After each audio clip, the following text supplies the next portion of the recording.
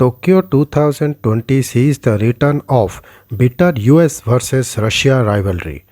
Is this the first time the US and Russia have been involved in an Olympic spat? How have the Americans been with athletes from other nations with tense diplomatic ties? The big story from the first week of Tokyo 2020 is the return of the bitter US versus Russia rivalry. In a throwback to the Cold War era, the two sporting superpowers have crossed swords on field and have indulged in wars of words of it. Rio Olympics gold medalist US swimmer Ryan Murphy, after getting dethroned by Russian star Evgeny Relvov, hinted that the race wasn't fair. I have got 15 thoughts. 13 of them would get me into a lot of trouble. It is a huge mental strain on me to go through the year that I am swimming in a race that's probably not clean, he said. His comments alluded to Russia's infamous doping scandal in 2014, which prompted the World Anti-Doping Agency WADA to ban the country from competing in international sports using the Russian flag or the country's name. In Tokyo, the entire Russian contingent competes with the Russian Olympic Committee, and the national anthem is not played after a gold medal win. There have been other episodes at Tokyo that have brought out the acrimony between the long-time political and sporting rivals. Was this a solitary incident of a player questioning a Russian achievement? No. When Simone Biles, the popular American gymnast, pulled out of the Olympics citing mental health problems, the women's ROC team won the country's first gold medal in the team all-around event since 1992, when Russia competed as the unified team of former Soviet states.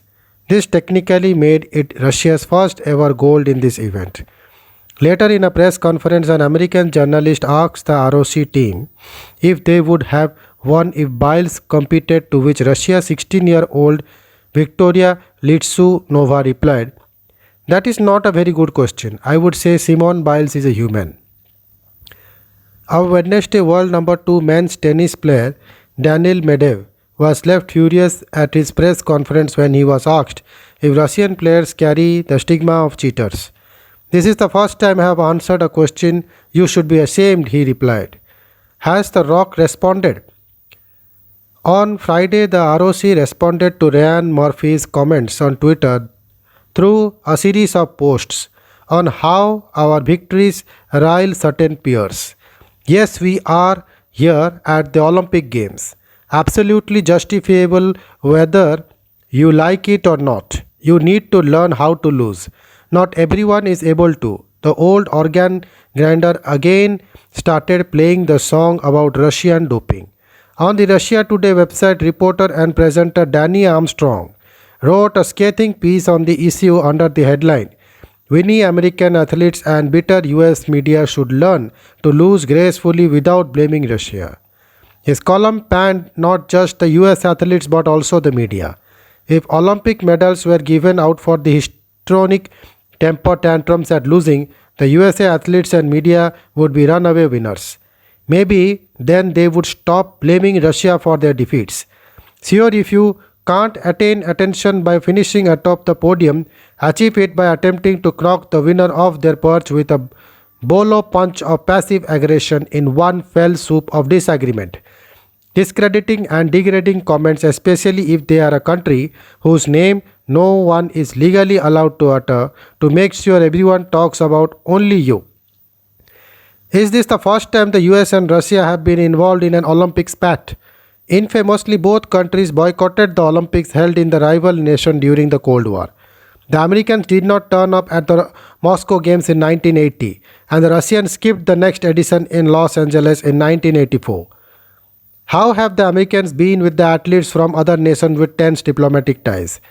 In July 28, the US men's basketball team came up against Iran at a time when the two nations have been embroiled in a diplomatic standoff. Yet the reception before and after the match was cordial and warm.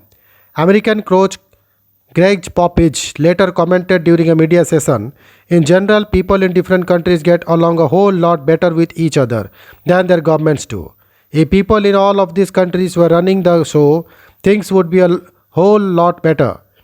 When you involve politicians, it becomes much more complicated with self interest, ideologies, and personal agendas. The Olympics here are a venue and a time where sport transcends all that pity that you could get governments from.